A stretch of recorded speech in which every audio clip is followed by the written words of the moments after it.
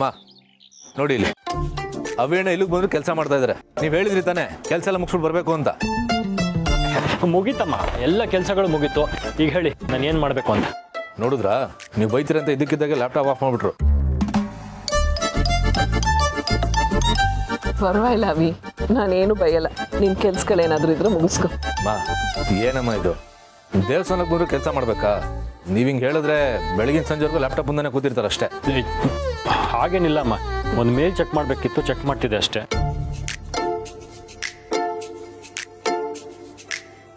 ನನ್ನ ತಮ್ಮ ಏನು ಮಾಡ್ತಿದ್ದಾನೆ? ಅವಾಗಿಂದ ಹೀರೆಕಾಯಿ ಕುಯ್ತಾ ಇದ್ದಾನೆ. ಎಮ್ಮೆ ತಿಮ್ಮಣ್ಣ, ಅದು ಕುಯ್ಯೋದಲ್ಲ, ಹೆಚ್ಚದು. ನಾನು ಅದನ್ನೇ ಹೇಳಕ್ ಬಂದಿದ್ದು. ಹೆಚ್ಚು ಅಂತ ಕೊಟ್ರೆ ಅವಾಗಿಂದ ಹೀರೆಕಾಯಿ ಮೇಲೆ ಡಿಸೈನ್ ಮಾಡ್ತಾ ಕೂತಿದ್ದಾನೆ. ಲೋ ಹಾಗಲ್ಲ ಕಣೋ ಕಟ್ ಮಾಡೋದು. ನೀನು ಗ್ರೇಟ್ ಶೆಫ್ ಮಾಧವ್ರ ಮಗ ಆಗಿ ಈ ರೀತಿನ ಕಟ್ ಮಾಡೋದು. ಹೌದಾ ಅಣ್ಣ? ಬಾ ಅಣ್ಣ, ನೀನು ಗ್ರೇಟ್ ಶೆಫ್ ಮಾಧವ್ ಅವರ ಹಿರಿಮಗ ಅಲ್ವಾ? ಬಾ ಹೀರೆಕಾಯಿ ಕಟ್ ಮಾಡು. ಅದು ಹೆಂಗೆ ಕಟ್ ಮಾಡ್ತೀನಿ ನಾನು ನೋಡ್ತೀನಿ.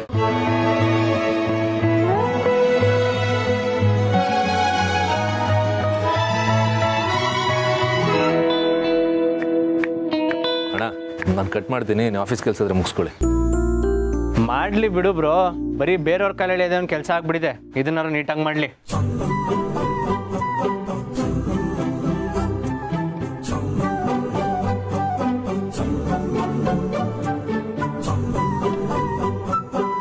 ಪಾಪು, ಅಷ್ಟು ದೊಡ್ಡದಾಗಿ ಹೆಚ್ಚಿ ವೇಸ್ಟ್ ಮಾಡಬೇಡ. ವೇಸ್ಟ್ ಏನಾಗಲ್ಲ, ಇಷ್ಟೊಂದು ಇದೆಯಲ್ಲ.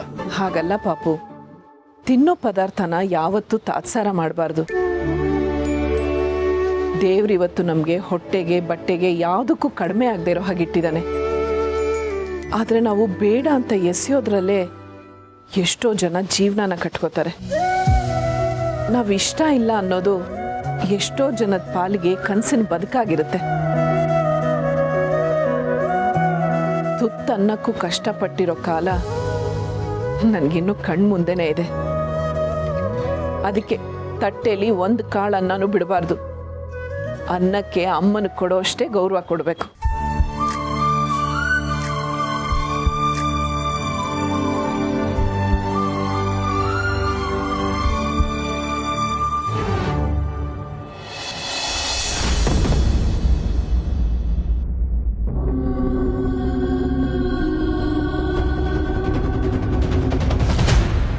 ಸದ್ಯ ಇವತ್ತ ರೌಡಿಗಳು ಬಂದಿಲ್ಲ.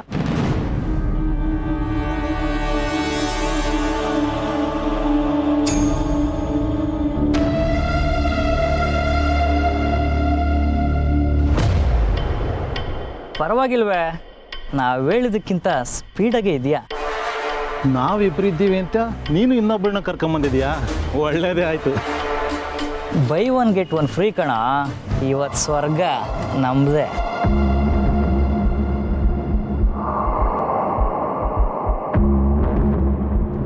ಹೌದಲ್ಲ, ಸ್ವರ್ಗ ಕೈಯಂಚಲ ಇದೆ.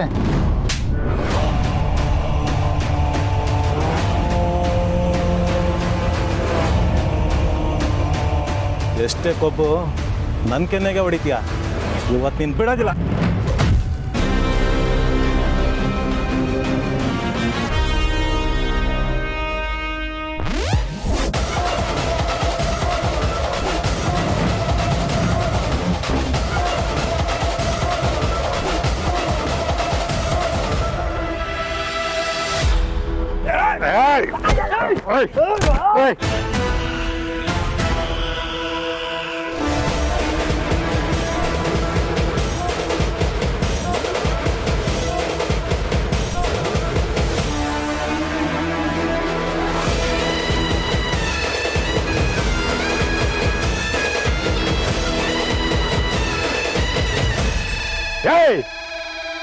ಲಫಂಗ ನನ್ನ ಮಕ್ಕಳ, ಇನ್ನೊಂದ್ಸಲ ಈ ಕಡೆ ಕಾಣಿಸ್ಕೊಂಡ್ರೆ ಎದೆ ಹೇಳ್ಬಿಡ್ತೀನಿ. ನಾಚಿಕೆ ಆಗಲ್ಲ ನಿಮ್ಗೆ? ನಿಮ್ಮಂತವ್ರು ಇರೋದ್ರಿಂದಾನೆ ಹೆಣ್ಮಕ್ಳು ಮನೆಯಿಂದ ಆಚೆ ಬರಕ್ಕೆ ಎದುರ್ಕೊಳ್ಳೋದು. ನಾಯಿಗಳ ಪರವಾಗಿಲ್ವೇ, ಮಾವಂಗೂ ಇಷ್ಟೊಂದು ಧೈರ್ಯ ಬಂದ್ಬಿಟ್ಟಿದೆ. ಮತ್ತಿನ್ನೇನು, ನಮ್ಮನೆ ಹೆಣ್ಮಕ್ಳು ಮೈ ಮೇಲೆ ಕೈ ಹಾಕಿದ್ರೆ ನೋಡ್ಕೊಂಡು ಸುಮ್ಮನೆ ನಿಂತಿರ್ತೀನಮ್ಮ ನಾನು? ನಮ್ಮನೆ ಹೆಣ್ಮಕ್ಳು ಮರ್ಯಾದೆ ಕಾಪಾಡೋದು ನನ್ನ ಜವಾಬ್ದಾರಿ. ಇನ್ನೊಂದ್ಸಲ ಈ ಥರ ಏನಾದರೂ ಆದರೆ ಸ್ಟ್ರೈಟ್ ಆಗಿ ಬಂದು ನನ್ನ ಹತ್ರನೇ ಹೇಳಬೇಕು, ಅರ್ಥ ಆಯ್ತಾ? ಸರಿ ಮಾವ. ಥ್ಯಾಂಕ್ಸ್ ಅಂಕಲ್, ಸರಿಯಾದ ಟೈಮಿಗೆ ಬಂದು ಹೆಲ್ಪ್ ಮಾಡಿದ್ರಿ. ನಾನು ಆಗ್ಲೇ ಬಂದೆ ಕಣಮ್ಮ. ಹೆಣ್ಣು ಮಕ್ಕಳಾಗಿ ನೀವೇ ಇಷ್ಟು ಧೈರ್ಯದಿಂದ ನನ್ನ ಮಕ್ಕಳನ್ನ ಎದುರ್ತಾ ಇರುವಾಗ ನಾನು ಗಂಡಸಾಗಿ ಹೇಗಮ್ಮ ಸುಮ್ಮನೆ ಇರಲಿ? ಇನ್ನು ಮುಂದೆ ಈ ಥರದ್ದೇನಾದರೂ ನಡೆದ್ರೆ ಮೊದಲು ನನಗೆ ಹೇಳಬೇಕು, ಅರ್ಥ ಆಯ್ತಾ? ಬನ್ನಿ ಹೋಗೋಣ. ನಮ್ಮನೆ ಹೆಣ್ಮಕ್ಳ ಮೇಲೆ ಕೈ ಹಾಕ್ತಾರೆ, ಎಷ್ಟು ಧೈರ್ಯ ಇರಬೇಕು. ಇವರ ಎಲ್ಲ ಒಳ್ಳೇದಾಗಲಿ ಅಂತ ಅದೇರಲ್ಲಿ ಪ್ರಾರ್ಥನೆ ಮಾಡ್ಕೊಳ್ಳಿ. ದೇವಿಂ ವಾಚಮಜನಯಂತು ದೇವಾಃ ತಾಮಿಶ್ವರೂಪಾಃ ಪಶುವಾ ವದಂತಿ ಸಾನೋ ಮುನ್ರೇಶ ಮೂರ್ಜಂ ದುಹಾನ ಧೇನುರ್ವಗಸ್ಮಾನ್.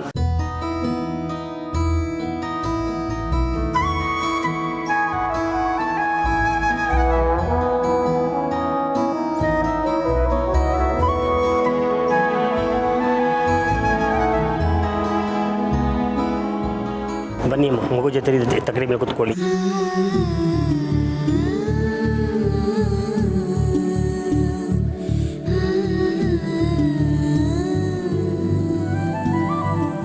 ಅವಿ, ಪೂರ್ಣಿನೇ ಬಂದರೆ ಚೆನ್ನಾಗಿರ್ತಿತ್ತು. ಏನು ಮಾಡೋದಮ್ಮ, ಅವಳಿಗೆ ಸ್ವಲ್ಪ ಮೈ ಹುಷಾರಿಲ್ಲ. ನೀವು ಮಗು ಜೊತೆ ಇದ್ದರೆ ಅವಳಿಗೆ ಸಮಾಧಾನ, ಸಂತೋಷ. ಹೌದು ಅಮ್ಮ, ಅದೇ ಸರಿ. ಕಾರ್ಯ ಮುಂದುವರಿಲಿ. ತಕ್ಕಡಿ ಇನ್ನೇನು ಸರಿ ತಗೋ ಆಗಿದೆ. ಆ ಬುಟ್ಟಿಲಿರೋ ಬಿಡಿ ಹೂಗಳನ್ನು ತಾಯಿ ಮಗ ಮೇಲೆ ಸರಿರಿ.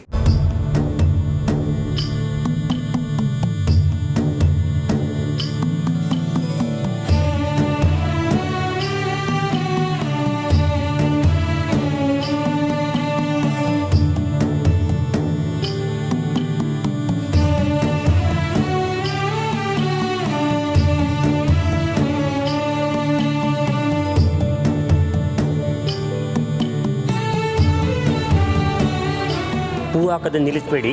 ಈ ಬುಟ್ಟಿ ತಗೊಳ್ಳಿ, ಇದನ್ನು ಸುರಿರಿ. ಪುಷ್ಪವಾನ್ ಪ್ರಜಾವಾನ್ ಪಶುಮಾನ್ ಭವತಿ ಯಾ ಹೇವಂ ವೇದ ಯೋಪಾಮಾಯತನಂ ವೇದ.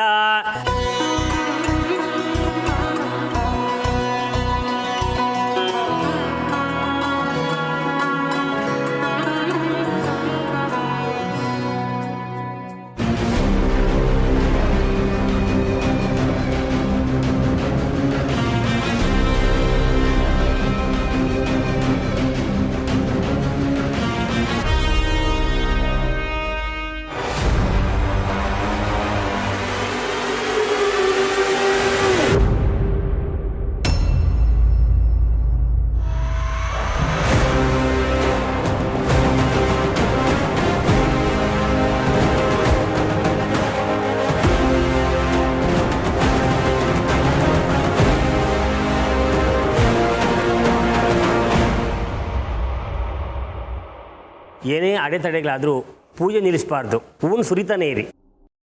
ನನಗೇನು ಆಗಿಲ್ಲ, ಮುಂದುವರಿಸಿ.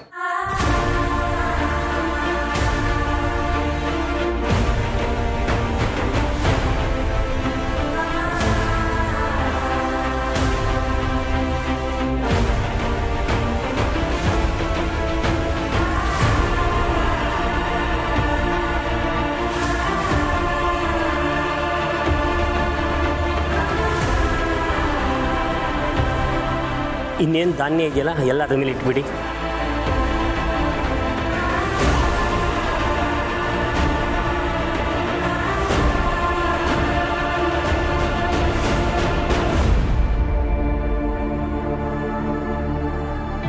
ಹೋಗುನ್ ತಗೊಳ್ಳಿ ಒಬ್ಬರು.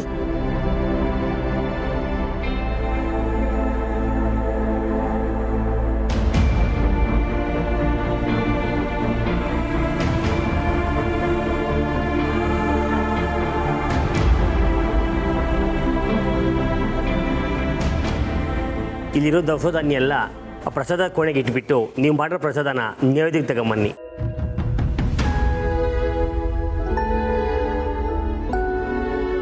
ನನಗೇನು ಆಗಿಲ್ಲ ತುಳಸಿಯವರೇ, ಪುಟ್ಟ ಗಾಯ ಅಷ್ಟೇ. ಅದೃಷ್ಟಕ್ಕೆ ಈ ಚಾಕು ನಿಮ್ಮ ಮೇಲೋ ಅಥವಾ ಮಗು ಮೇಲೆ ಬೀಳಿಲ್ಲ ಅಲ್ವಾ?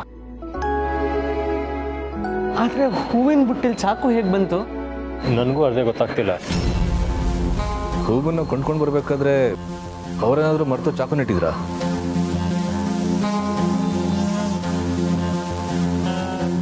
ಸರಿ ಸರಿ, ಅದನ್ನೆಲ್ಲ ಆಮೇಲೆ ನೋಡೋಣ.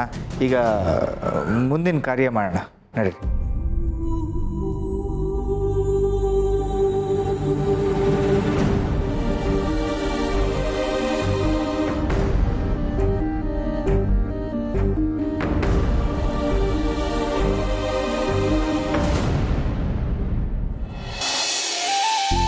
ಇದನ್ನು ಆಶ್ರಮದಲ್ಲಿ ಎಲ್ಲ ಮಕ್ಕಳಿಗೂ ಕೊಡಬೇಕು. ಹಾಂ, ವಾರ್ಡನ್ಗೆ ನಾನು ನಮಸ್ಕಾರ ತಿಳಿಸಿ.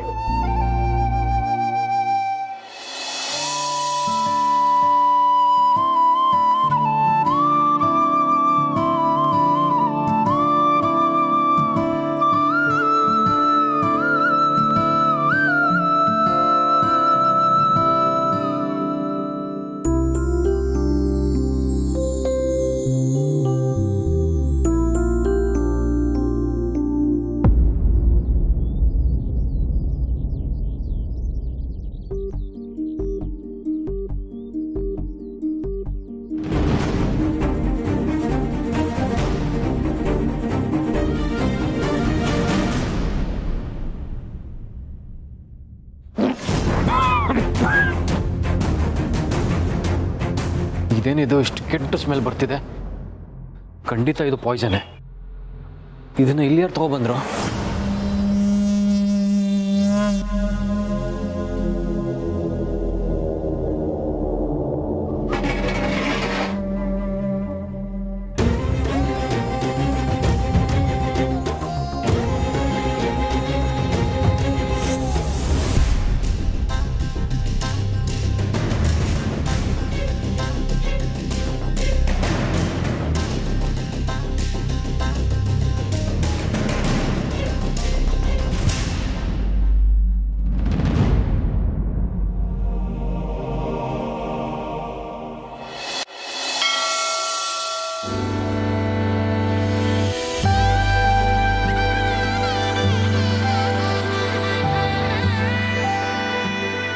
ಅಮ್ಮ ಏನಿದು ನೆಲದ ಮೇಲೆ ಊಟ ಹಾಕೊಂಡು ಮಾಡ್ತಿದ್ದೀರಾ? ಹರಕೆ ಇತ್ತು ಅದಕ್ಕೆ. ಸರಿ, ಹಾಗಿದ್ರೆ ನಿನ್ನ ಹರಕೆಯಲ್ಲಿ ನಮಗೂ ಪಾಲಿರಲಿ. ನಾವು ನಿನ್ನ ಜೊತೆನೇ ಕೂತ್ಕೊಂಡು ಊಟ ಮಾಡ್ತೀವಿ, ಏನಂತ್ಯಾ? ಅನ್ನದೇನಿದೆ, ಇಂಥ ಪುಣ್ಯಕ್ಷೇತ್ರದಲ್ಲಿ ಹರಕೆ ತೀರಿಸೋ ನೆಪದಲ್ಲಿ ಅಮ್ಮನ ಕೈ ತುತ್ತು ತಿನ್ನೋ ಪುಣ್ಯ ಯಾರಿಗೆ ಸಿಗುತ್ತೆ ಹೇಳಿ? ಬಾಬಾ ಕೂತ್ಕೊಳ್ಳೋಣ. ಏನ್ರೋ ಇದೆಲ್ಲ, ನಿಮ್ಗಿದೆಲ್ಲ ಹಿಡ್ಸತ್ತೋ ಇಲ್ವೋ? ಏನಮ್ಮ ಹೀಗಂತಿದ್ಯಾ? ನರ್ಕದಲ್ಲಿ ನಿಂತು ಅಮ್ಮನ ಕೈ ತುತ್ತು ತಿಂತಾ ಇರೋದು ಸ್ವರ್ಗ ಅಂತ ಅನ್ಸ್ಬಿಡುತ್ತೆ. ಅಂಥದ್ರಲ್ಲಿ ದೇವಸ್ಥಾನದಲ್ಲಿ ಕೂತ್ಕೊಂಡು ನಿನ್ನ ಕೈ ತುತ್ತು ತಿಂದ್ರೆ ನಮ್ಗೆ ಹಿಡ್ಸಲ್ವಾ? ಇಂಥ ಮಾತುಗಳಿಗೆ ಏನು ಕಮ್ಮಿ ಇಲ್ಲ. ಸರಿ ಬನ್ನಿ, ನಾನೇ ಕೈ ತುತ್ತು ಕೊಡ್ತೀನಿ, ಬನ್ನಿ.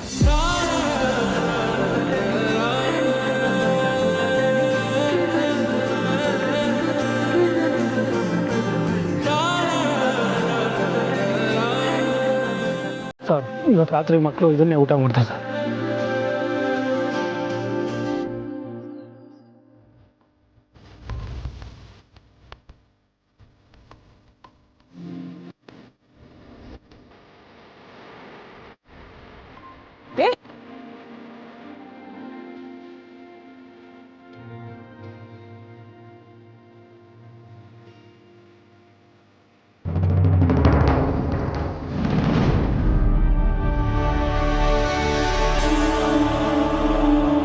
ಅವಿ, ಏನಿದೆಲ್ಲ?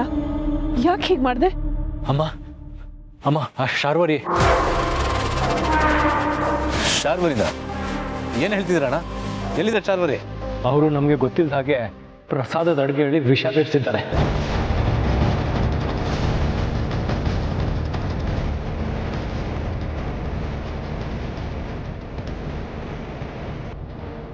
ಎಂತ ಪಾಪಿಯವಳು, ದೇವ್ರ ಪ್ರಸಾದಕ್ಕೂ ವಿಷ ಹಾಕುವಂತ ವಿಷ ಜಂತವಳು. ಮಾಧವ್ ಅವರಿಲ್ಲಿ? ಅಮ್ಮ, ಕ್ಯಾಡ್ ಆಶ್ರಮಕ್ಕೆ ಊಟ ಕೊಟ್ಟು ಕಳಿಸ್ತಿದ್ದಾರೆ. ಓ ಗಾಡ್, ತಕ್ಷಣ ಹೋಗಿ ತೊಳಿಬೇಕು, ಬನ್ನಿ.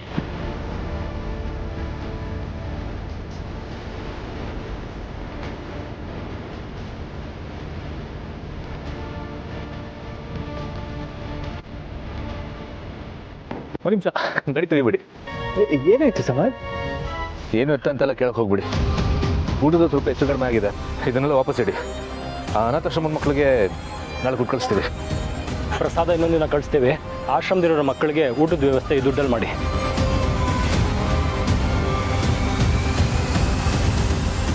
ಯಾಕ್ರೋ, ಏನ್ರು ಇದೆಲ್ಲ? ಯಾಕೆ ಹೀಗೆ ಮಾಡಿದ್ರಿ?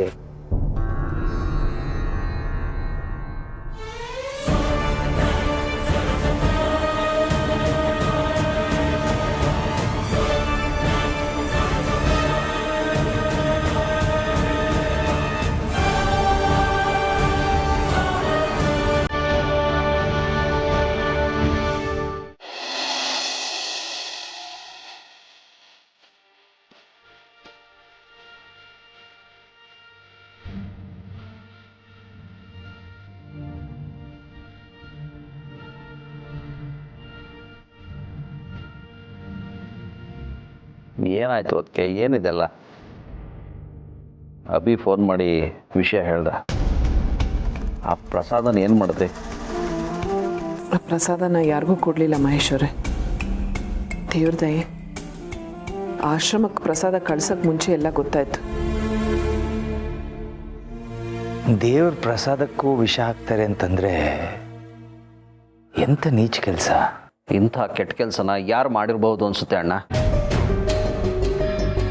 ಪ್ರಸಾದಕ್ಕೆ ವಿಷ ಹಾಕೋದು ಮಾತ್ರ ಅಲ್ಲ, ನಾನು ಪ್ರದಕ್ಷಿಣೆ ಹಾಕುವಾಗ ಯಾರೋ ನನ್ನ ಹಿಂದೆ ಬಂದಾಗಾಯ್ತು. ಅಷ್ಟೇ ಅಲ್ಲ ಚಿಕ್ಕಪ್ಪ, ನಾವು ಅಮ್ಮ ಮತ್ತು ಮಗು ಮೇಲೆ ಹೂವಿನ ಸಂತರ್ಪಣೆ ಮಾಡುವಾಗ ಬುಟ್ಟಿಯಿಂದ ಚಾಕು ಬಿತ್ತು. ಅಪ್ಪ ಚಾಕು ಹಿಡ್ಕೊಂಡಿದ್ದಕ್ಕೆ ಅಮ್ಮಂಗೂ ಮಗುಗೂ ಏನೂ ಆಗಲಿಲ್ಲ. ಅಪ್ಪನ ಕೈಗೆ ಸ್ವಲ್ಪ ಗಾಯ ಆಯಿತು. ಅಯ್ಯೋ ಅಣ್ಣ, ಏನಣ್ಣ ಇದೆಲ್ಲ? ಎಲ್ಲಿ ಕೈ ತೋರಿಸು. ಪರವಾಗಿಲ್ಲ ಮಹೇಶ, ಬಂದಿದ್ದ ದೊಡ್ಡ ಕಂಟಕ ಇಷ್ಟರಲ್ಲೇ ಮುಗೀತಲ್ಲ. ಒಂದಲ್ಲ ಎರಡಲ್ಲ, ಇಷ್ಟೆಲ್ಲ ರೀತಿ ನಾನು ನಮ್ಮ ಪ್ರಾಣ ತೆಗಿಯಕ್ಕೆ ನೋಡಿದ್ದಾರೆ. ಅರ್ಥ ಆಯ್ತು ಅಣ್ಣ. ಈ ಕೆಲಸ ಎಲ್ಲ ಯಾರು ಮಾಡಿರೋದು ಅಂತ ನನಗೆ ಚೆನ್ನಾಗಿ ಅರ್ಥ ಆಯ್ತು ಅಣ್ಣ.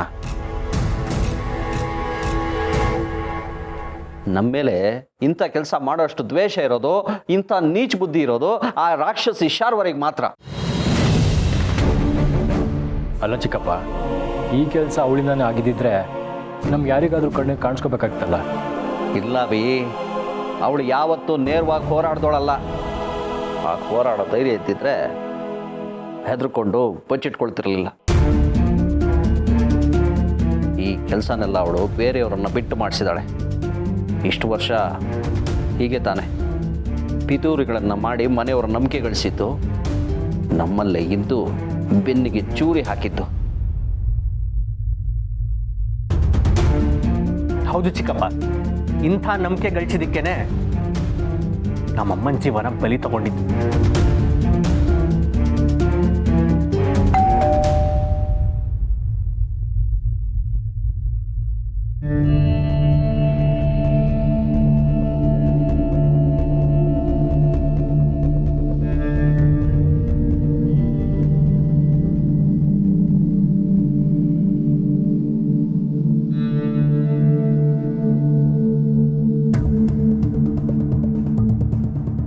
ಈ ಪತ್ರನ ಯಾರು ಕಳಿಸಿರೋದು ಅಂತ ಯೋಚನೆ ಮಾಡ್ತಿದ್ಯಾ ಮಾಧವ?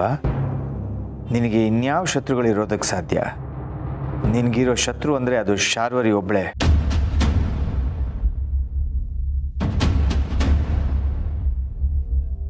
ನೀವೆಲ್ಲರೂ ಖುಷಿಯಾಗಿರೋದನ್ನು ನೋಡಿ ಸುಮ್ಮನೆ ಕೂರೋಳಲ್ಲ ಈ ಶಾರ್ವರಿ.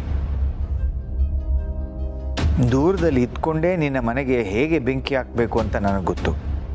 ನಿಮ್ಮ ನೆಮ್ಮದಿನ ಹೇಗೆ ಹಾಳು ಮಾಡಬೇಕು ಅಂತನೂ ನನಗೆ ಗೊತ್ತು.